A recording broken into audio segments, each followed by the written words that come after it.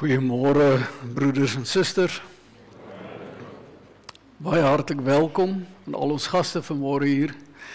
Dis ook vir ons 'n diepe begeerte dat dit wat ons hier in die erediens doen, dat dit ook sal wees tot eer van die Here.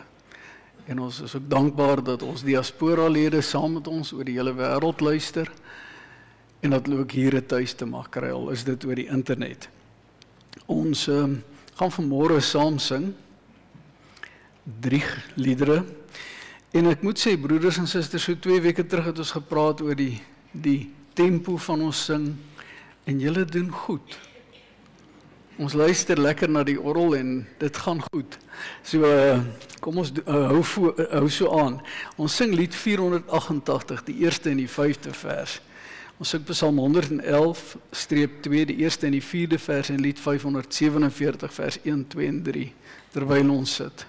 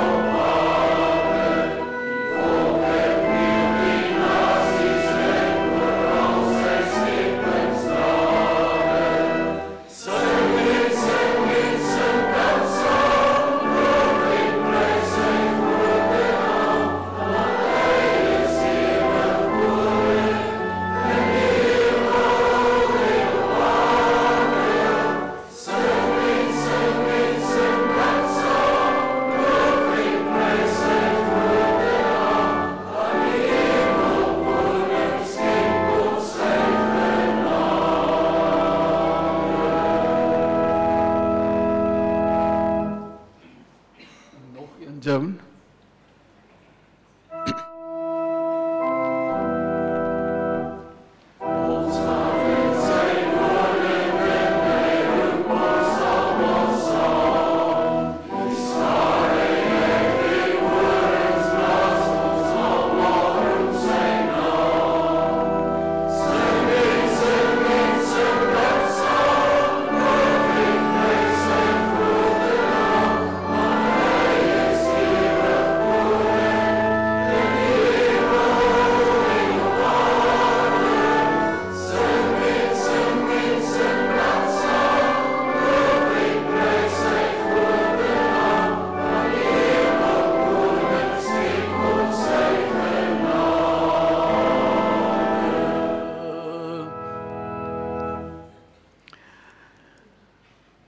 Ons hulp is in die naam van die Here wat die hemel en die aarde geskaap het en wat getrou bly tot in ewigheid. Geliefde broeders en susters, genade, barmhartigheid en vrede van God ons Vader en die Here Jesus Christus deur die kragtige werking van die Heilige Gees. Amen. Kom ons staan dan, sing ons Psalm 138 voordat ons geloof bely en daarvan die eerste en die derde verse.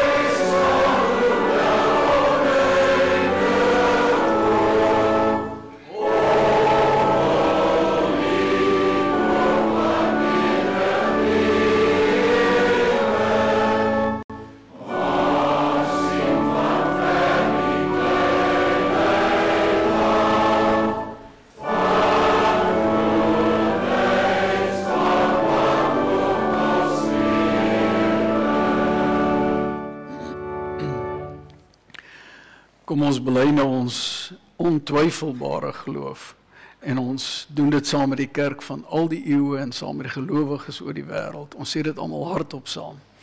Ek glo in God die Vader, die Almagtige, die skepper van hemel en aarde, en in Jesus Christus, sy eniggebore Seun, ons Here, wat ontvang is van die Heilige Gees, gebore uit die maagd Maria, wat gelei het onder Pontius Pilatus, gekruisig is, gesterf het en begrawe is, wat die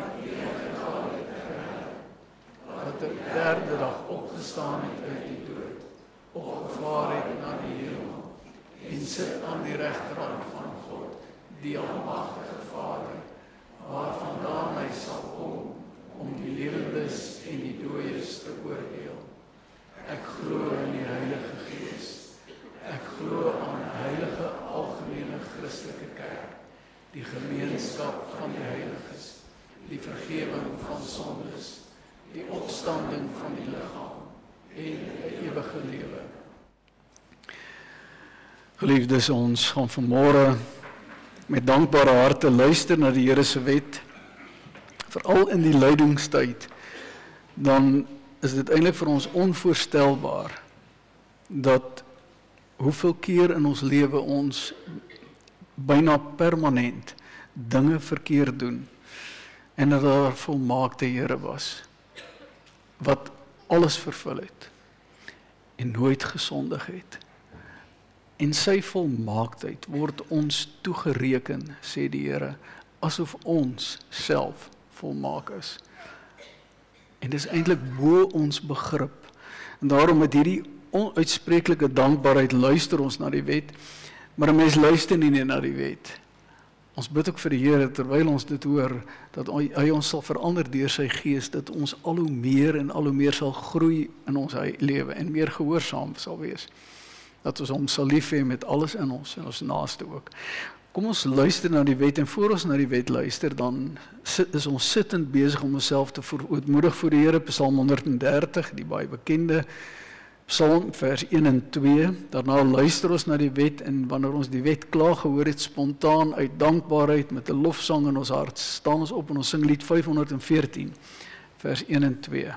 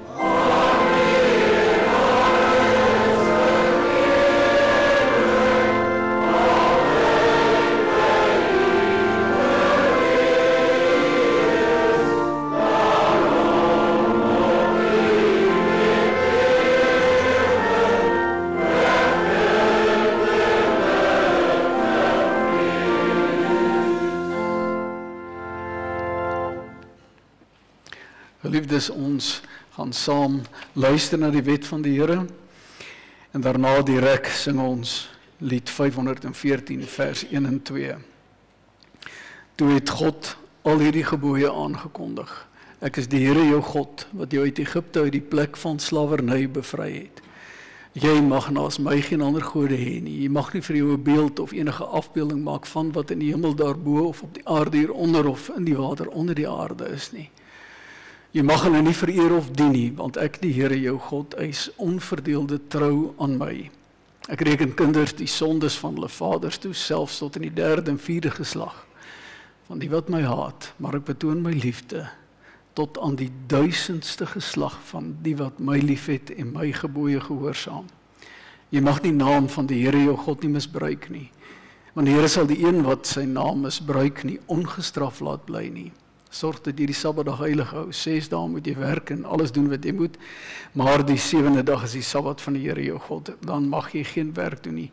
Nie jy of jou seun of jou dogter of die man of vrou wat vir jou werk of enige dier van jou of die vreemdeling by jou nie. Want die Here het in 6 dae die hemel en alles daarin gemaak, die aarde en alles daarop, die see en alles daarin. En op die 7de dag het hy gerus. En daarom het die Here dit as 'n gereelde rusdag ingestel en dit geheilig. Eer jou vader en jou moeder, dan sal jy lank bly woon in die land wat die Here jou God aan jou gee. Jy mag nie moord pleeg nie, jy mag nie egbreuk pleeg nie, jy mag nie steel nie. Jy mag nie vals getuienis teen 'n ander gee nie. Jy mag nie iemand anders se huis begeer nie, jy mag nie sy vrou begeer nie. Ook nie 'n slaaf of 'n slavin, 'n bees of 'n donkie of enigiets anders wat aan hom behoort nie.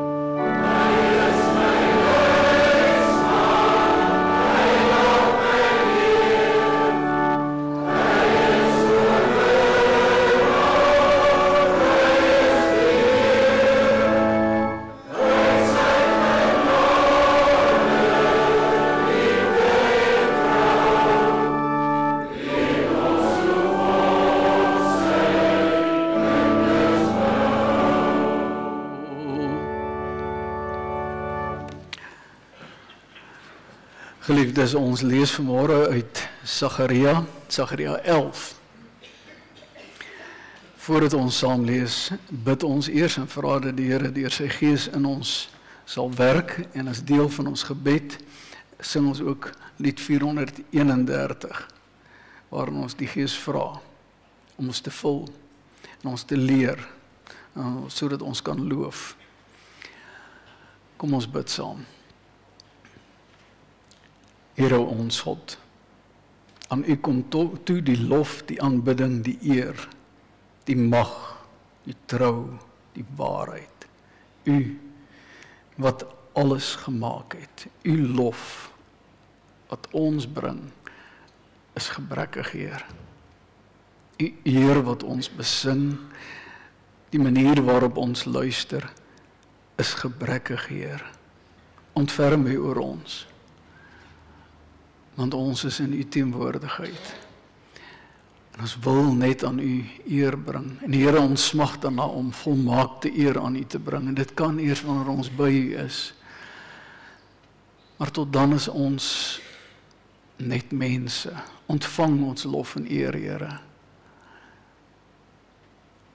Laat dit wees deur U, o Heilige Gees, wat ons bid. Sodat ons gebede 'n lieflike geur in die hemel mag wees, sodat ons lofliedere vir U welbehaaglik mag wees. Ons smeek U, o Gees, werk in ons, dat die woord, U woord, wat deur U geïnspireer is, in ons sal werk. Ons sal verander, ons dankbaarheid meer sal maak, en ons lof meer en meer sal dit opklink. Ons vra dit alleen in die naam van ons Here, Jesus Christus, wat leef, wat opgestaan het, wat die dood oorwin het, ons koning, ons herder, ons verlosser. Amen.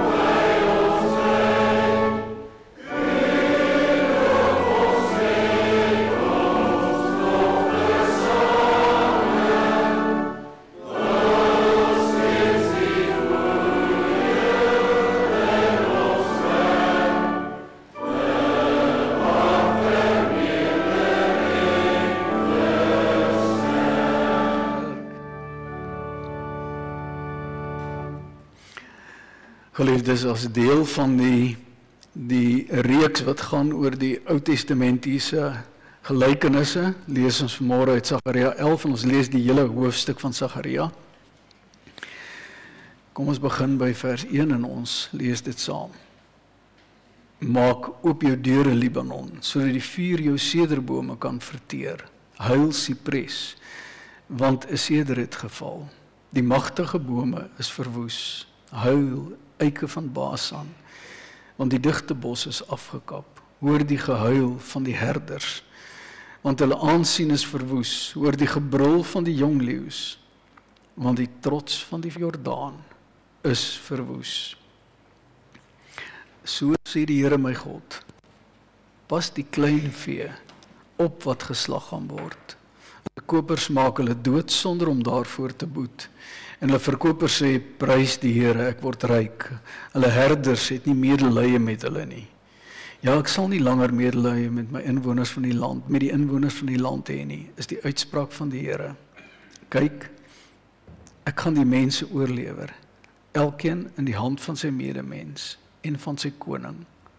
Hulle sal die land vernietig en ek sal niemand uit hulle hande red nie. En ek het die kleinvee wat geslag gaan word en aan die kleinveehandelaars behoort opgepas. En ek het vir my 2 herderstokke geneem. Die een het ek welwillendheid genoem en die ander een samehorigheid. So het ek die klein vee opgepas. Van 3 herders het ek in 1 maand ontslaag geraak. Ek het ongeduldig geraak met hulle.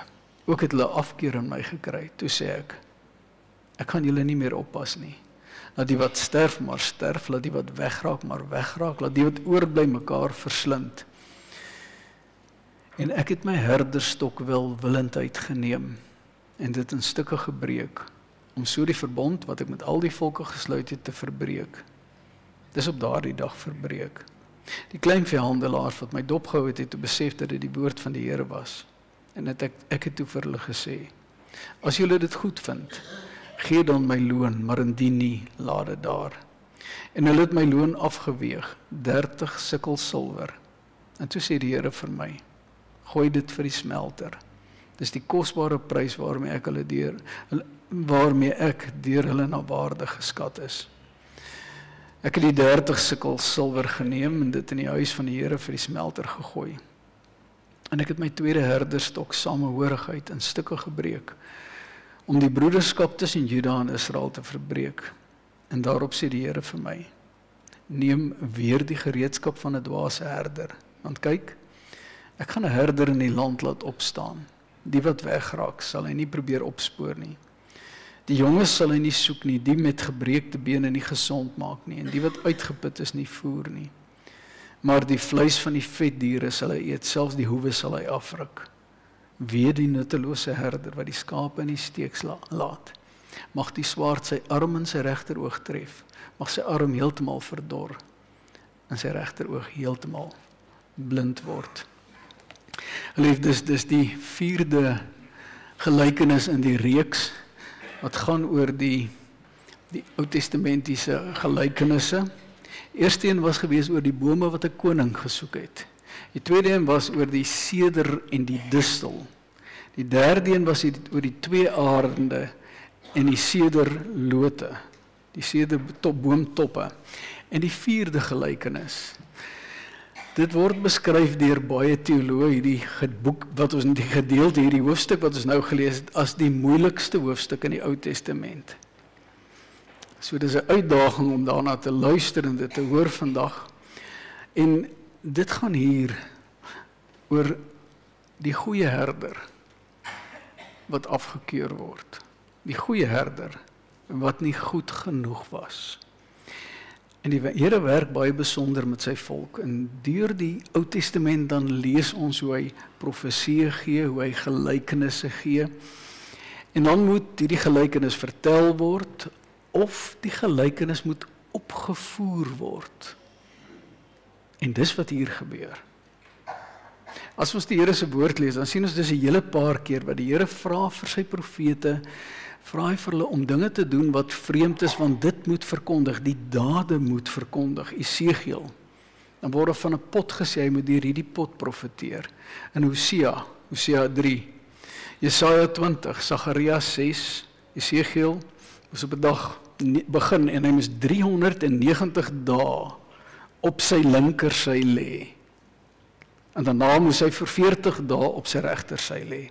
So gebruik die Here sy profete op besondere maniere, en nie net om 'n gelykenis te vertel, maar hier word Sagaria aangesê om hierdie gelykenis, as 'n mens dit in moderne taal dan wil uitbring, op te voer.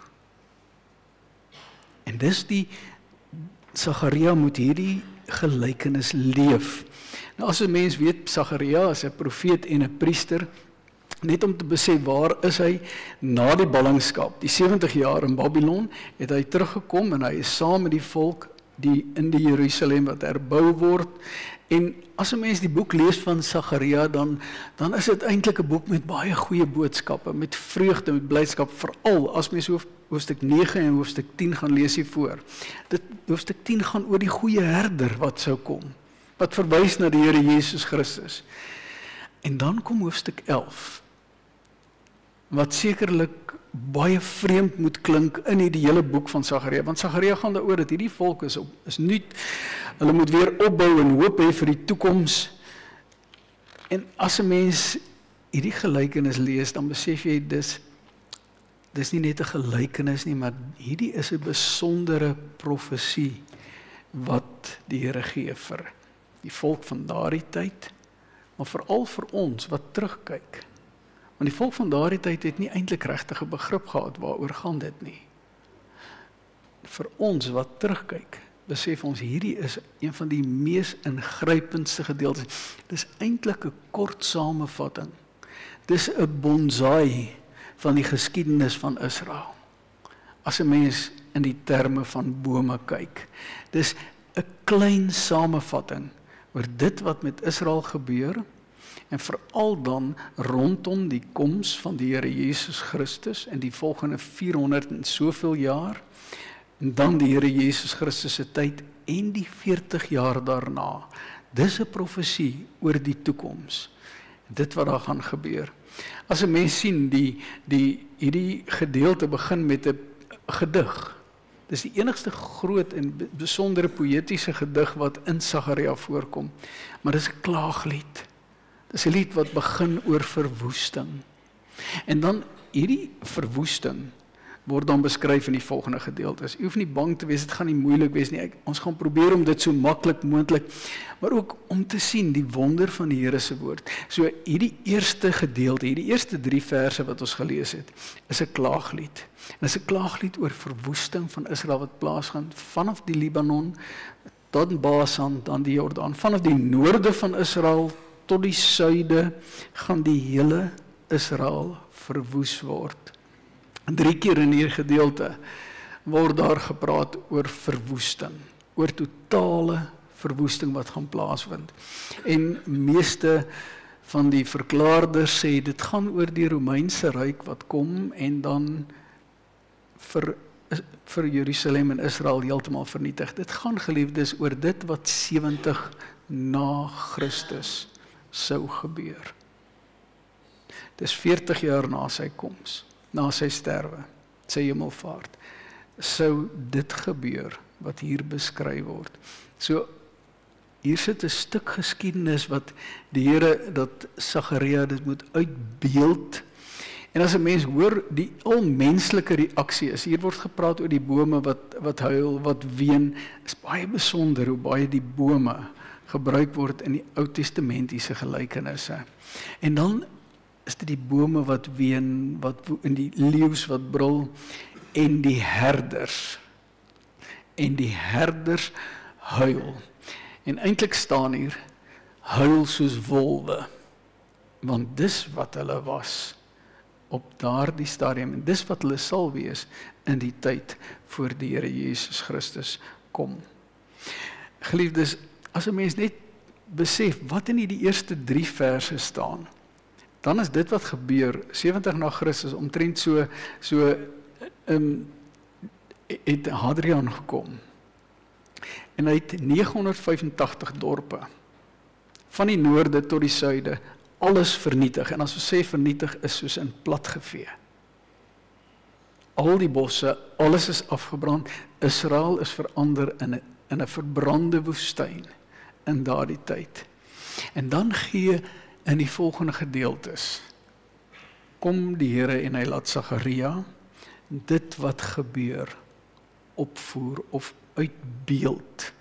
En dan word hy aangesê, hy moet opvoer en uitbeeld asof hy 'n herder is. Want as mens vers 4 tot 10 lees, dan gaan dit oor die herders wat daardie tyd daar was. En dit gaan oor die leiers, broeders en susters. Dit gaan oor die leiers wat nie omgee vir die volk, wat nie omgee wat gebeur met die mense. Nou kan jy dink, ons kan baie maklik dit toepas op vandag se lewe. Ons kan selfs 'n paar name daarby sit. Maar deur die eeue was daar nog nooit 'n tyd waarin daar nie slegte leiers was nie, slegte herders was nie. Deur die eeue het mense in die politiek hulle eie voordele gesoek. Deur die eeue het dit nie anders gewees nie. Ons is nie in 'n unieke tyd nie. Maar in die tyd van die Here Jesus, voor die Here Jesus Christus, was dit al so. Herders of leiers wat nie omgee, wat nie versorg nie, wat daarop uit is op winsbejag. En dan kom Sagaria, en hy kom en hy tree op in hierdie optrede as die goeie herder. Die goeie herder wat hy moet uitbeeld, en in die tyd raak hy ontslaaf van 3 ander geliefdes. Daar's 40 verklarings oor wie hierdie 3 ander is. Die mees algemene idee is dat dit waarvan ontslaag geraak moet word, is die Fariseërs, die skrifgeleerdes en die Joodse raad. Dis eintlik wat daar na gekyk word, maar ons hoef nie daarby uit te kom, want hierdie gedeelte gaan nie oor die verkeerde leiers. Hierdie gedeelte se klem gaan nie oor die wêreldomstandighede, en dis waarom dit met ons in vandag se tyd praat. Want broeders en susters, ons lewe word so gevul met al die wêreldse leiers, wat presies lyk soos die leiers wat Sagaria hier uitbeeld, oor die hele wêreld, in ons eie land, oral, is daar leiers, wat mense en die volk uitbuit, maar hier word daar gegee, en Sagaria moet van hulle in sy uitbeelding ontsla raak, en hy moet die goeie herder wees, en hy moet 2 stawwe hê, soos dit wat in Psalm 23 staan, u stok en u staf, die vertroos my. En interessant dat ons, as ons die woorde lees in die verskillende vertalings, dan word daar verskillende name gegee vir hierdie 2 stokke. Die een sê die 2020, dit wat ons saam gelees het, welwillendheid, dat hy die goeie wil. Die 83 noem dit vriendelikheid, wat ek dink heeltemal dit mis. En die 53 praat oor die lieflikheid van die Here. Nou die beste verklaarder van die Bybel is die Bybel self. Hierdie selfde woord word gebruik in Psalm 90 vers 17.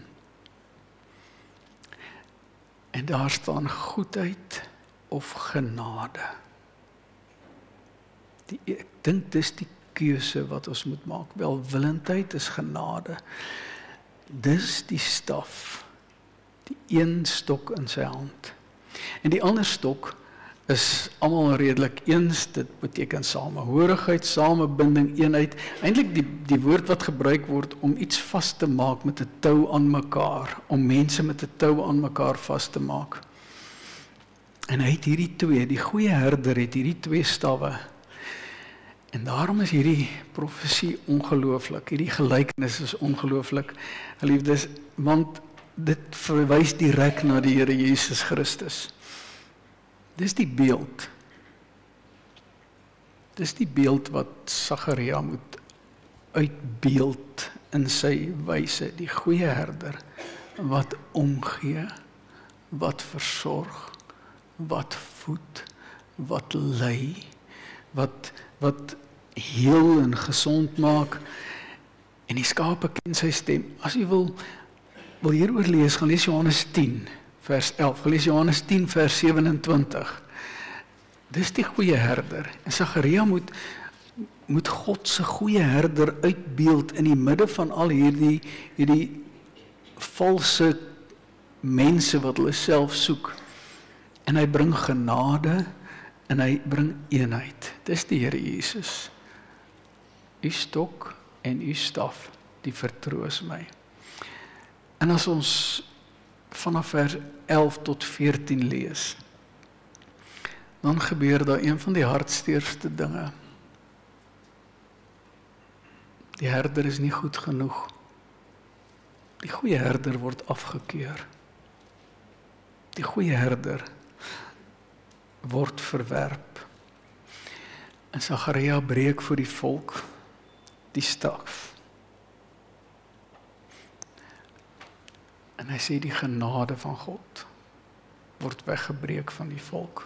Die verbond van die Here stop met die Ou Testamentiese volke op daardie dag.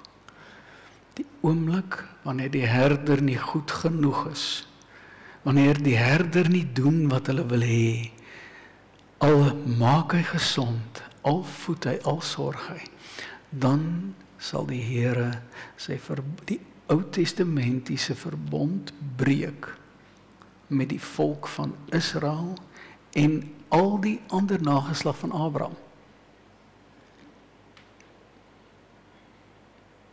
Dit is so ingrypend dat 'n mens oor hierdie gedeelte eintlik sidder. Ons weet, ons moet nie moedeloos word nie. Daar's 'n nuwe verbond. Trouwens, het jy al gedink, dis kom ons die Bybel het en daar's 'n Ou Testament en 'n Nuwe Testament. Dit is nie vir julle nuus nie. Weet jy wat beteken dit? Die Ou Testament beteken letterlik die ou verbond. En die Nuwe Testament beteken die nuwe verbond. En dis wat Sagaria hier sê, op die dag wanneer die herder nie meer goed genoeg was, wanneer die herder afgekeur word, die goeie herder, dan breek die Here God sy verbond, en dit moes hy uitbeeld. Hy onttrek sy genade, sy goedheid en sy guns. Maar kom ons kom terug na die gelykenis, en geliefdes, dis ook waarom vers 1 tot 3 gebeur, 70 na Christus, dan word Israel platgevee, dan word hulle vernietig, dan word Jerusalem die vreeslikste plek, waar mense hulle kinders eet. Kan maar die Here se woord gaan lees, dis wat gebeur, die geskiedenis hierna, die buitebybelse geskiedenis sê dit ook, waar ouers hulle kinders eet. Dis wat Jerusalem word. Ondenkbaar. Maar kom ons kom terug na die gelykenis. Die herder sê, as julle vir my 'n loon wil gee, maar dit hoef ook nie. Dis wat Sagaria uitbeeld. En dan gee hulle vir hom 30 sikkels silwer. Klink vir ons bekend, né? Dan gee hulle vir hom die loon vir sy werk, wat betaal word vir 'n slaaf se baas, as 'n bees of 'n os hierdie slaaf doodmaak. Dit staan in die Here se woord, ek sê dis 21 vers 32, gaan lees, maar dis die voorskrif vir 'n slaaf wat dood is. En dan sarkasties sê die Here, dis wat ek werd is. 30 sikkel silwer. Geliefdes, dis lank voor die Here Jesus sou kom.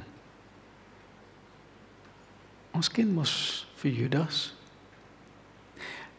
wat die onprysbare, onkoopbare Here verruil vir 30 sikkel silwer. Dis die vervulling daarvan. Dis die vervulling van dit wat ons lees in Matteus 27. Lank voor die tyd, sê die Here. En dis die waarde wat die mensdom gee vir die Here. En dan sê die Here, vat die sikkel silwer en gooi dit op die pottebakkersvloer. Ek kies vir die vertaling, want dit kan ook die smeltkroes wees, soos wat in die 2020, of die smelters wees, soos die 2020 vertaal word, of die skatkis kan dit vertaal word. Maar omdat dit in die Nuwe Testament so verklaar word, en dit kan ook die pottebakkers grond wees. As mens gaan kyk na die King James vertaling, wat na my mening die beste vertaling is wat 'n mens kan kry, dan praat hy van die pottebakker. Gaan gooi dit op die grond van die pottebakker. En ons weet wat het gebeur by die pottebakker se grond. Die pottebakker se grond is die plek waar al die ou skerwe gegooi word, wat niks werd is. En dis waar Judas homself opgehang het. Die Here se woord is 'n eenheid. En dis hierdie gelykenis wat Sagaria uitbeeld. En sê 30 sikkel silwer. Sodat in die Nuwe Testament kan sê dis vervul. Dis vervul. Die Jode, Israel, verwerp die goeie herder. En hulle word uitgemoor. Weet jy, as 'n mens die Here se woord lees, dan sê hy, wat wie is 'n goeie herder, is die een wat sy lewe aflê vir die skape. Dis ons Here. Dis ons koning. Dis die goeie herder. Hierdie teks, hierdie hele gedeelte van Sagaria 11, begin met weer 'n klaaglied. Dit praat oor slegte herders. Dan kom die lig, dan kom die goeie herder. Die wêreld wil hom nie, hy word afgekeur. 30 sikkel silwer, hy word doodgemaak. Die staf word gebreek. Die tweede staf word gebreek. Verbreek die band met God.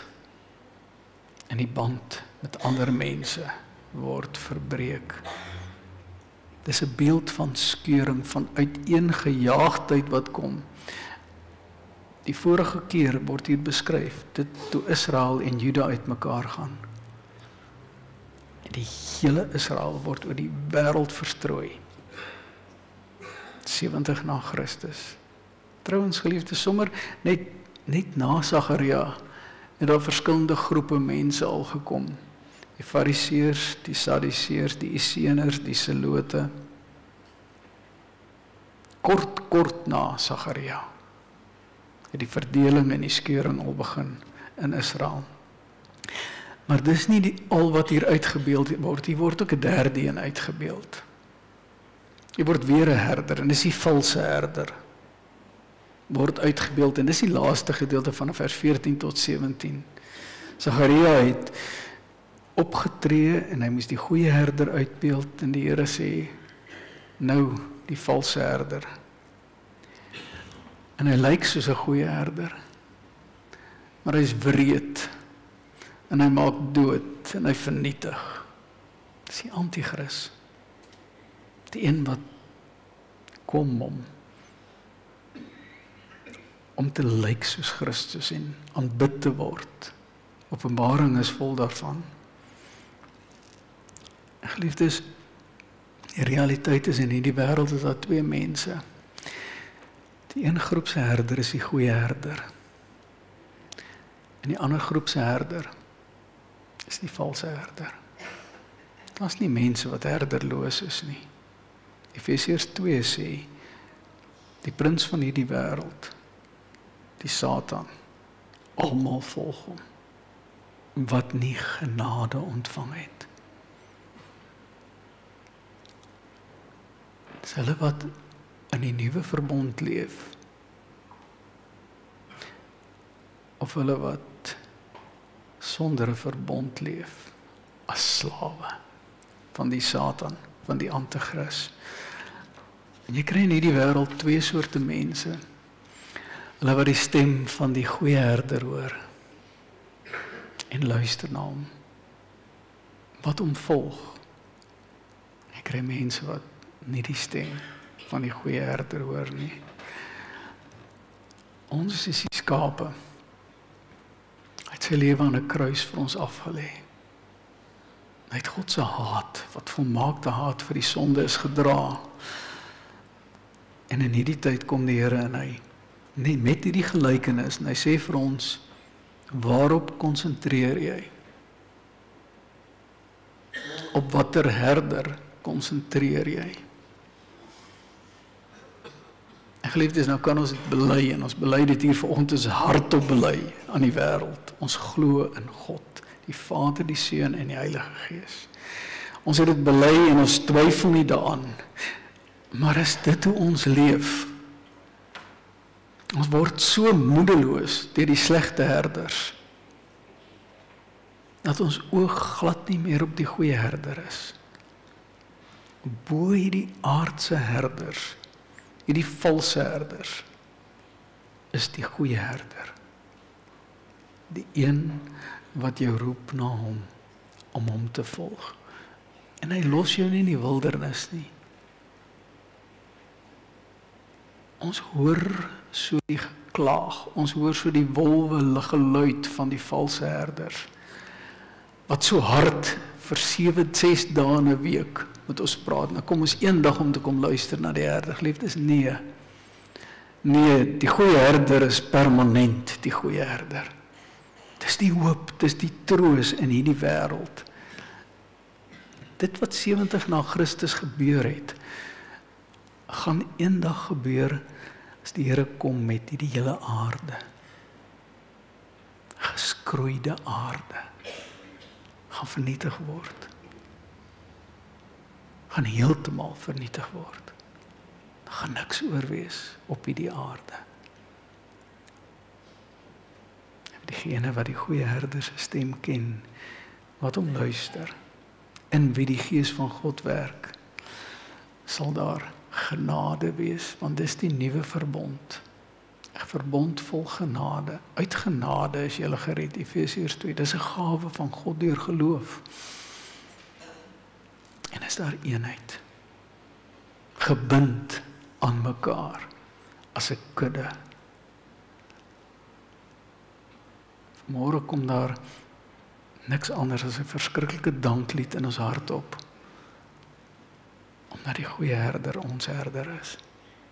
Omdat die goeie herder die een is wat vir ons 'n wonderlike plek gaan voorberei. Maar weet jy, 'n mens kan maklik sê ek het 'n herder en ek gaan hemel toe en ek gaan by hom wees. Intussen is ons 'n gemeente. Jy sal onthou wanneer Petrus die Here Jesus Christus verloon. En hy doen dit 3 keer. Dan kom die Here Jesus terug na hom en hy sê vir hom, Petrus, het jy my lief? Petrus sê, ja Here. Hy sê, laat my skape wy. 3 keer, laat my lammers wy. Gee my kudde kos. En nou kan ons sê, ja, dit is vir die dominees en dit is vir die ouderlinge, die diakens, almal in die besondere dienste. Die geliefdes is ook vir elkeen van ons. Ons kry ook die opdrag om te leef soos die goeie herder deur sy Gees. Om te sien uit dankbaarheid vir hom na mekaar. Dis hoekom ons nie vriende is nie. Dis hoekom ons broers en susters is, want jy kan nie jou broer en suster kies nie. Dis hoekom ons geliefdes is, wat kyk na mekaar. 'n Kudde wat saam luister na die stem van die goeie herder. En ons het hoop. Ons het die wonderlikste hoop vir die toekoms. Mense is doodsbang vir die aardse toekoms. En ons probeer die aarde red en alles wat hier is in 'n valse vrede kry. Die anti-kris sal saam met die ongelowiges, die Satan en die valse profeet in die buitenste ruim, in die poel van vuur gegooi word. Maar ons, weet jy wat staan in Openbaring 7? Dan is daar Johannes in sy visioen, sien 'n ontelbare menigte met wit klere, palmtakke wat die Here loof en prys. En daar staan in vers 17, want die lam wat in die middel voor die troon staan, dis die Here Jesus Christus, sal hulle soos 'n herder versorg en hulle na fonteine met lewende water lei. En God sal elke traan van hulle oë afvee. Amen. Kom ons bid saam.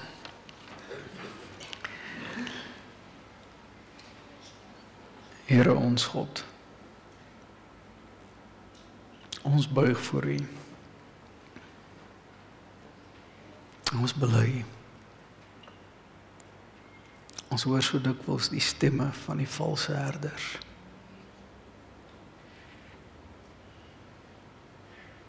Ons hoor, Here, die stemme van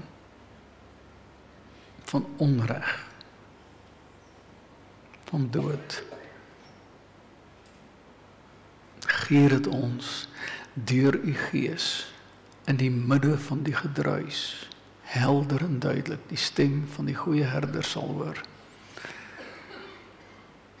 En dat dit die belangrikste stem vir ons is in hierdie lewe. Here, U ken ons, U weet waardeur ons gaan. Ons wil bid, Here, ook in hierdie wêreld, ook in ons eie land, dat U wil sal geskied. U wil wat goed is. Alles is in U beheer. Ons weet, Here, die wêreld is vir 2000 jaar al op pad na sy einde. En ons dank U vir genade tyd, sodat U kudde volk mag word. Sodat die uitverkorenes sy getalle volmaak kan word. Here, tot dan. Gee dat ons U stem hoor. Gee dat ons mekaar as 'n kudde sy fokus laat wees op die stem van die herder. Nie, Here, omdat ons as mense belangrik is, maar omdat U vir ons die wonderlikste herder gegee het. Die volmaakte herder tot in ewigheid. Ons wil bid, Here, vir elkeen wat behandel word in die gemeente hier, elkeen wat siek is, hulle wat in die hospitale is. Ons bid vir die kerk oor die wêreld. Daar waar daar moeite en verdriet is. Hou U kinders vas, ontferm U, Here, oor ons. In die naam van ons Here Jesus Christus. Amen. Geliefdes, daar's geleentheid om U liefdegawe af te dra terwille van diegene wat nou nie bevoorreg is en die diakonie deel dit uit sodat die lof vir die Here meer kan word. Dis ons dankoffer. En daarna dan sing ons skrifberuiming 3-3 vers 1, vers 2 en vers 4.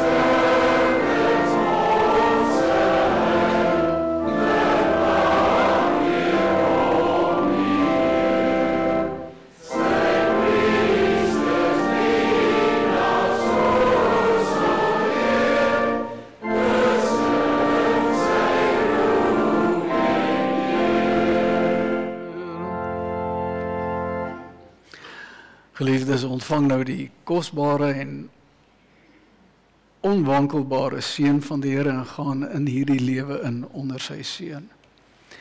Die genade van ons Here Jesus Christus en die liefde van God ons Vader en die gemeenskap van die Heilige Gees is en bly met u almal. Amen.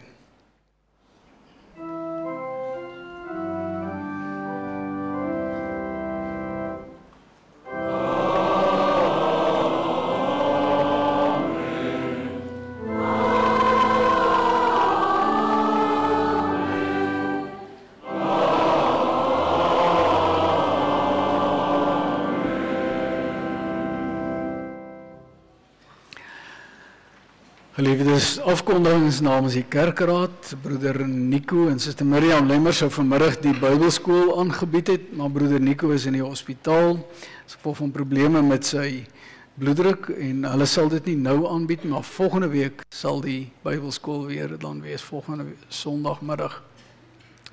Dan het ons lief en leed Andreas het sy arm gebreek. Waar is Andreas? Daar sit hy. Hy het sy arm gebreek die afgelope week. Andreas, sterkte. Ons hoop dit groei vinnig aan. En dan het ek gesê, broeder Nico Lemmer is in die hospitaal, maar ook broeder Nico Els is ook in die hospitaal. Nou, jy weet, broeder Nico Els het 'n 3-vat omleiding gehad. Dit was 'n baie lang operasie. Hy is nog baie swak en baie pyn gehad vandag, maar dit gaan dan redelik goed onder die omstandighede. Lisa sê dit lyk vandag ook of dit beter gaan. En ons is dankbaar dat hy deur hierdie operasie van 7 ure gekom het en dat die Here ons gebede gehoor het. Baie sterkte ook, Lisa, vir julle in hierdie week. Nog lief en leed, broeders en susters, gee ons net so aanduiding waarvoor daar voorbereiding gedoen moet word. Kom ons kyk na die verjaardag. Verjaardag vandag, verjaar suster Carla Kreur. Suster Carla, waar is sy? Ek sien haar nie. Sy is nou uit. Maar daar sit sy in die hoek. Carla, baie geluk, hierna is daar baie eetgoed vir jou daar agter, hoor. Ons het vir jou verjaardag gereël. Baie geluk, Carla. Dan suster Connie Sliep, verjaar ook môre, die 7de. Baie geluk ook aan haar. Sy is nie vanmôre hier nie. Dink ek nie. Behalwe as sy hier is. Ek dink sy is by die kinders in die Parel, dink ek. Dan Elaine van der Walt, verjaar die 8ste. Elaine is nie vanmôre hier nie, ek het gekyk, maar ek het nie gesien nie. Maar baie geluk ook met haar verjaardag. Rensha van der Linde verjaar ook die 8ste. Rensha. Sy nie hier nie. Sy is nie hier nie. Sy asseblief vra, sê Lourens, geluk met die verjaardag, die 8ste. Marie Skutte, ons dame van die kantoor, verjaar ook die 8ste. Marie is ook nie vanmôre hier nie. Baie geluk ook aan haar met haar verjaardag. Colton Besuidenhout verjaar die 9de. Colton is vanmôre hier. Cornita, wil jy hom net so 'n bietjie uitbring, laat ons vir hom kan hande klap. Ek hoop nie eens klap hom wakker nie, hy word 'n jaar oud vandag.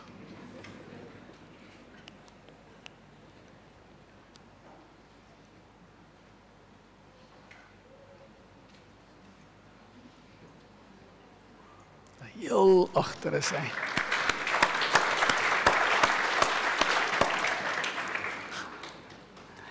Baie geluk, Colton.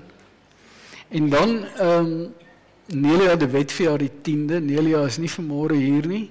Sy is in ons Georgewijk, baie geluk ook aan haar met haar verjaardag. Broeder Jan Groenling verjaar die 10de. Hy is nie vanmôre hier nie, want hy sit altyd op een plek en voor die afkondigings kan is hy uit. Maar baie geluk ook aan broeder Jan met sy verjaardag, baie seën vir hom. Broeder Wim Pelser. Wim, waar sit jy? Daar agter. Wim, baie geluk met jou verjaardag. Seën vir jou, 'n mooi dag, 'n mooi jaar toegewens en 'n gesonde jaar toegewens. Dan Anna Sofia Prinsloo verjaar ook die 10de. Anna Sofia is hier. Sy moet maar opstaan, dat ons vir haar ook 'n hande klap. Baie geluk, Anna Sofia. Die 11de verjaar Annerie Steyn. Hulle is nie vanmôre in die diens nie. En die 12de verjaar Daniel Buurman. Sy werk, sy's 'n dokter. Maar Maar Wynand, haar man is hier, so, en haar dogtertjie. So, Wynand daar in die moederskamer sê asseblief vir haar, ons sê baie geluk met die 12de se verjaardag, dan Philip Derwood vir haar die 12de. Philip, baie geluk, baie seën, 'n mooi jaar vir jou. En ook broer Gerrit Koortsen, hy is nie vanmôre hier nie. Baie geluk met die verjaardag van, ook vir ons gaste wat hier is, baie geluk almal met julle verjaardag. Broeders en susters, ons het vir al die kinders en vir Karla 'n klomp eetgoed daar agter. Vorige week het julle al vir my gesing en ek dink ek kan almal maar uitnooi om saam met ons daar iets te kom eet. Baie geseënde week vir u almal toegewens.